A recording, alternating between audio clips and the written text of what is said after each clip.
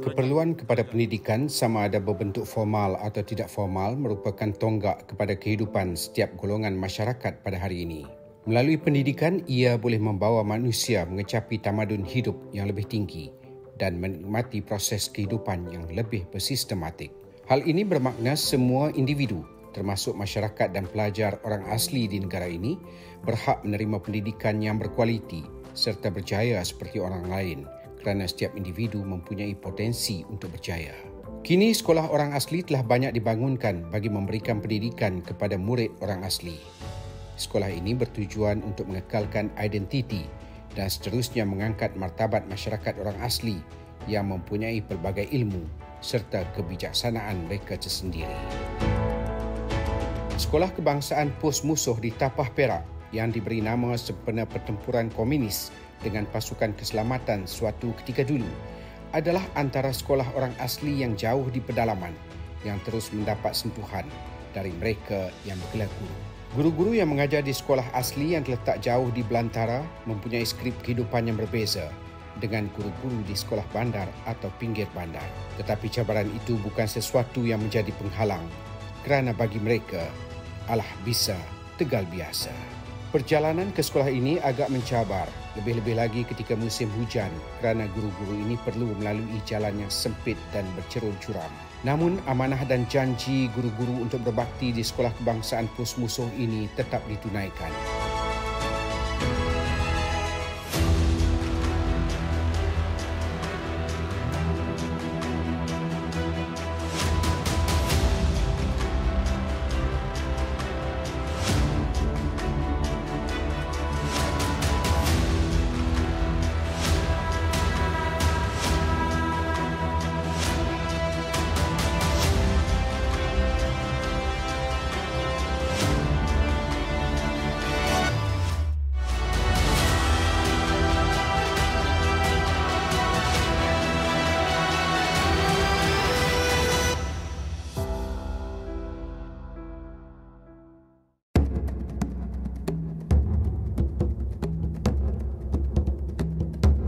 Alah bisa tegal biasa. Mereka akan bergerak ke sekolah bersama-sama di awal pagi dan saling bantu-membantu sekiranya berlaku sebarang kesukaran sepanjang tempoh perjalanan. Sekolah ini mempunyai guru-guru komited yang mampu membangunkan potensi murid sehingga pernah dinobatkan sebagai sekolah yang mencapai peratusan kehadiran 100% ke sekolah selama 3 tahun berturut-turut, iaitu dari tahun 2015 hingga 2017.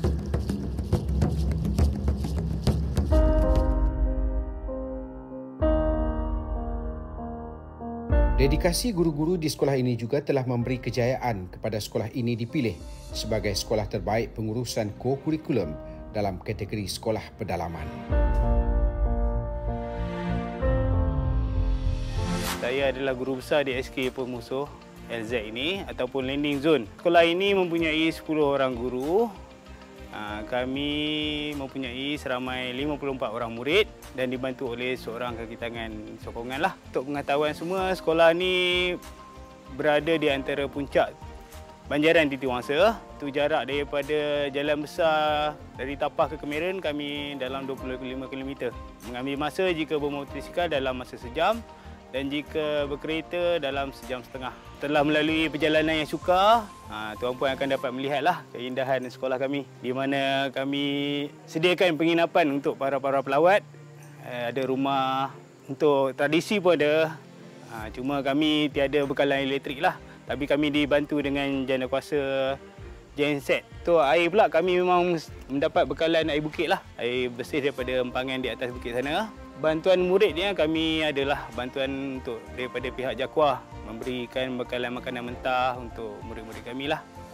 Selain itu murid kami juga memang sepenuhnya dapat rancangan makanan tambahan iaitu bagi murid miskin lah.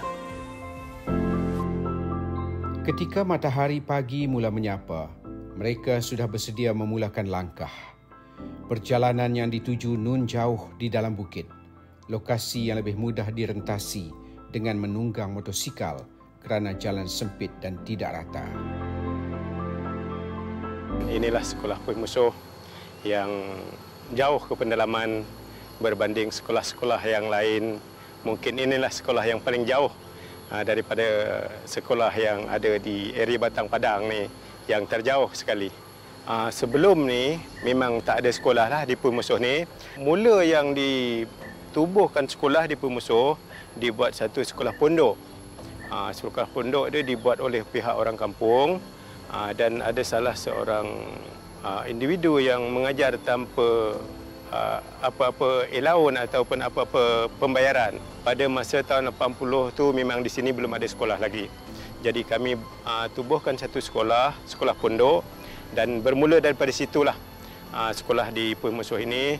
Dan saya sebagai penduduk kampung Pemusuh, saya cuma sempat belajar pada masa itu cuma setakat darjah 3 aja.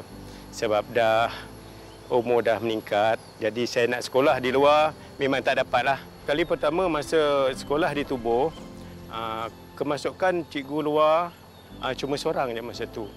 Selepas daripada tenaga pengajar yang ada budak kampung ni sendiri, dia ambil budak-budak yang tak belajar ni, dia rugi nanti dia orang langsung tak dapat pendidikan, jadi diajar secara tidak rasmi.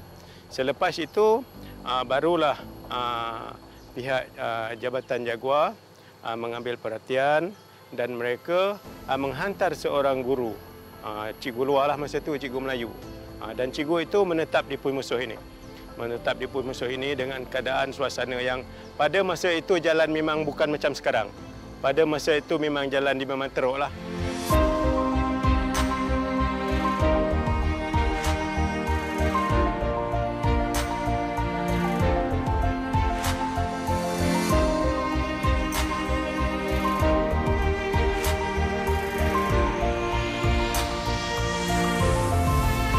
Sebabkan sekolah kami yang berada di jauh di pedalaman ni, kami tiada hubungan dengan dunia luar lah sebenarnya bila di sekolah ini, di mana kami tiada liputan talian telefon. Sebab tu elektrik kami juga terhad lah, bergantung kepada genset. Jadi kami sekiranya kami datang sekolah, kami akan berkumpul lah beramai-ramai untuk mengurangkan risiko kejadian tanah runtuh, ancaman haiwan buas dan juga pokok tumbang lah. Sebab memandangkan kami berada di atas bukit, cuaca tu tak menentu. Kalau di atas bukit ni dia ada hujan bukit.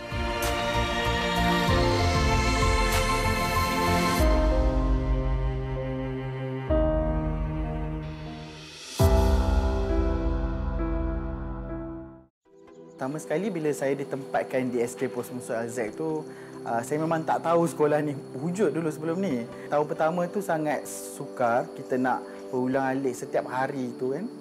Memakan masa yang lama juga kalau pagi tu. Dan kita sebenarnya dalam keadaan tak tahu apa yang ada di jalan. Dan kalau hujan lebat hari sebelumnya tu tanah runtuh, mungkin ada binatang berbisa ke kan. Sebab saya pernah terserempak dengan harimau kumbang sebelum ni.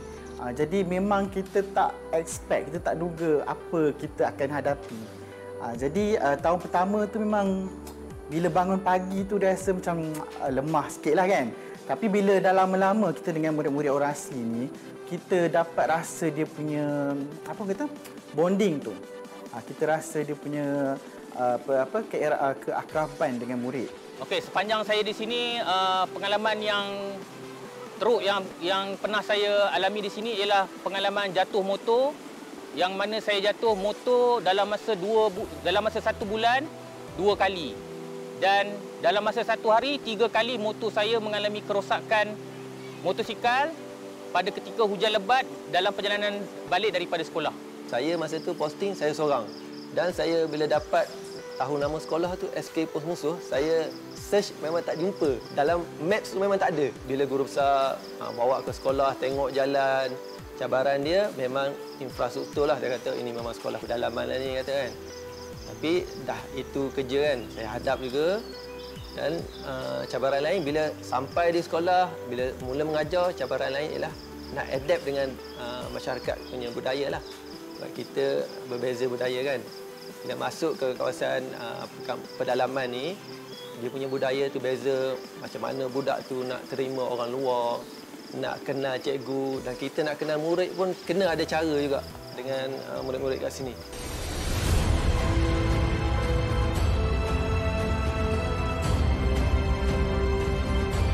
Jarak 25 km melintasi beberapa bukit, anak sungai dan kawasan tadahan air mungkin dianggap sesuatu yang amat memeritkan. Tetapi bagi guru-guru ini, ia sebenarnya menjadi hiburan dan panorama menarik yang menemani mereka sepanjang perjalanan di awal pagi.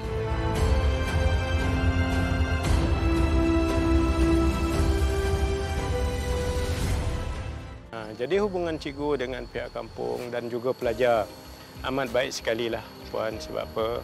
Di sini kita tengok apabila ada guru-guru ada ke lapangan, mereka akan ada aktiviti dengan murid-murid. Contohnya macam mereka bawa murid-murid mandi sungai, kan? Dan juga pergi ke kampung, dari kampung ke kampung, dari rumah ke rumah, kan? Dia orang sentiasa ada hubungan yang baiklah antara kami dengan guru-guru. Hujan, tanah runtuh dan pokok tumbang adalah kemungkinan yang terpaksa ditempuhi, terutama dalam musim cuaca yang tidak menentu. Pun begitu, ia bukanlah alasan untuk mereka mengelak atau memohon diberikan sekolah di kawasan yang lebih baik serta mudah untuk dituju.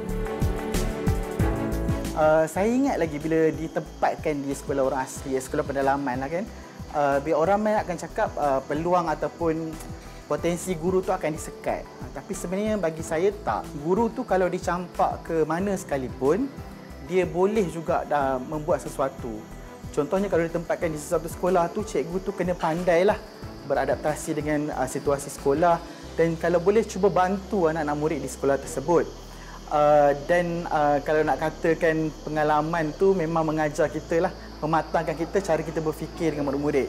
Sebenarnya kalau murid-murid orang asli ni kita tahu ibu bapa mereka tu sibuk ke hutan, mencari hasil hutan. Jadi mereka tu kekurangan kasih sayang ibu dan bapa tu.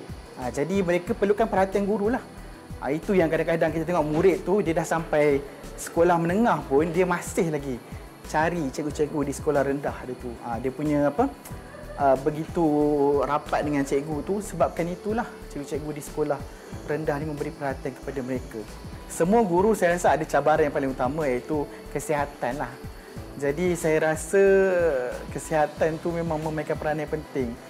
Tipulah kalau kata dah 6 tahun, 7 tahun tu kita tak rasa sakit. Sebab kita berulang lalu jalan yang agak sukar kan. Jadi pinggang pun akan ni kan.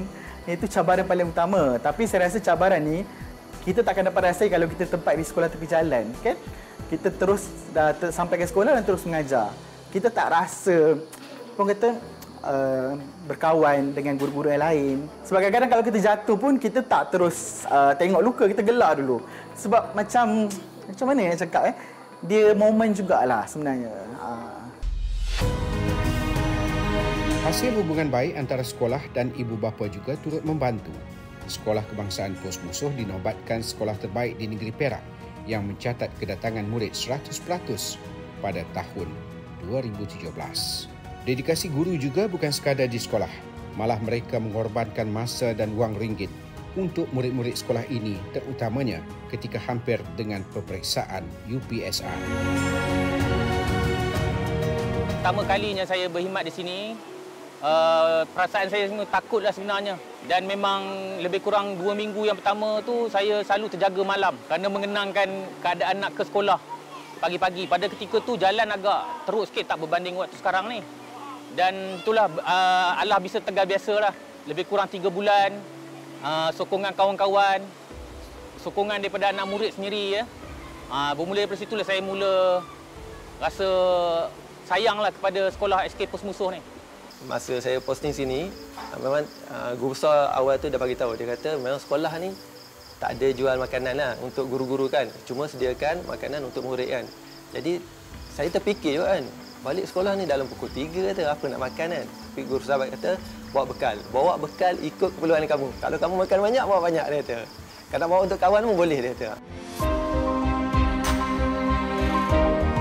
Bertugas di sekolah pedalaman memerlukan jiwa dan semangat kental. Bukan sahaja jarak perjalanan yang memberikan cabaran, soal makan juga amat menguji mereka. kerana kesukaran mendapatkan jualan makanan yang halal di kawasan sekolah. Kantin di sekolah mereka dikendalikan oleh orang asli yang bukan beragama Islam dan tidak ada kedai atau gerai makan Islam di sekitar kampung itu. Lalu mereka terpaksa membawa bekal setiap hari.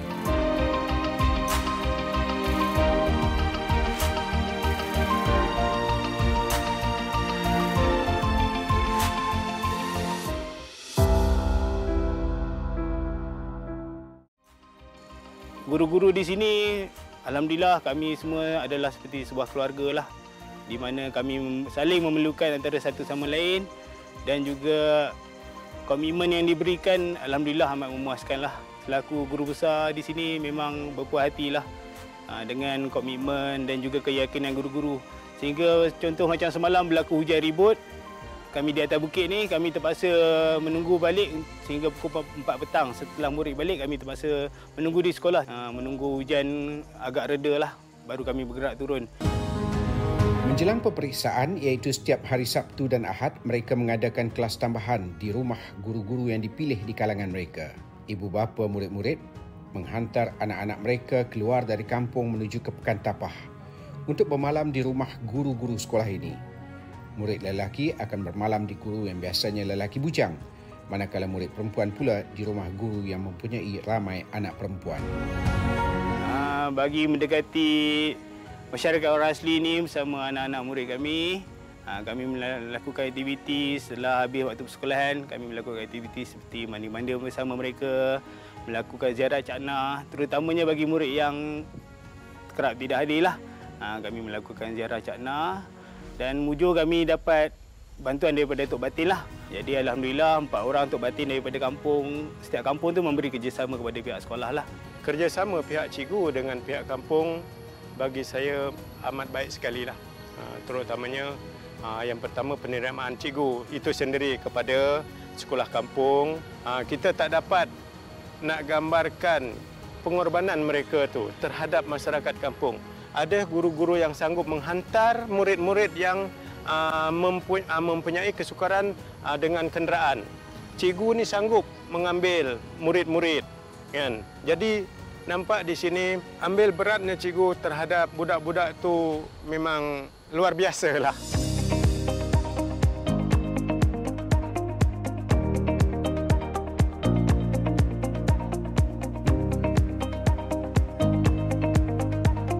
Apa yang dilakukan oleh guru-guru di Sekolah Kebangsaan Pos Musuh ini adalah bukti bahawa mereka sebenarnya antara hero yang tidak didendang. Di dalam jiwa mereka suatu hari nanti, murid-murid ini boleh berdikari dengan mempunyai ilmu di dada.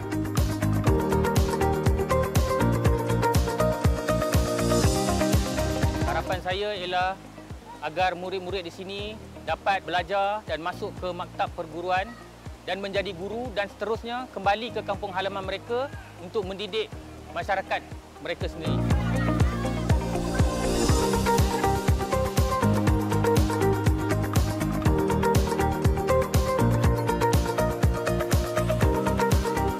Pertama sekali saya nak mereka ni peroleh kejayaan sama macam murid-murid kat luar sana. Walaupun dengan keadaan yang serba kekurangan, walaupun kita dah tahun 2022, tapi kalau masuk kat sini, memang semua orang akan dapat tengok kat sini memang kurang dari segi infra kan. Infrastruktur tu memang sangat kurang. Walaupun begitu, saya tahu dan saya yakin dengan murid-murid saya ni, dia punya intizam tu sangat kuat lah. Semangat untuk belajar tu memang kuat. Dan parents kat sini memang support. Kalau contoh, kata cikgu kata nak buat kelas tuition petang kan, boleh tak hantar anak? Dia orang akan tunggu. Kalau suruh tunggu, dia orang akan tunggu. Saya harap sangatlah murid-murid kat sini akan lebih berjaya daripada saya ataupun guru-guru yang ada kat sini. Dan jadi samualah someday nanti. Hasil bimbingan guru-guru sekolah ini, murid-murid telah mendapat keyakinan untuk berdepan dengan masyarakat luar. Mereka kini lebih berani dan tidak lagi terasa malu atau rendah diri bergelar murid dari kawasan pedalaman. Nama saya Mizam Manalaki Badong. Saya bekas pelajar SK Pos Musuh. Saya berkhidmat di Jabatan Bomba dan Penyelamat Malaysia di unit pengesan K9 Kuala Lumpur. Saya mengucapkan terima kasih pada guru-guru yang pernah mengajar kerana bertungkus lumus telah mengajar saya dan kawan-kawan saya.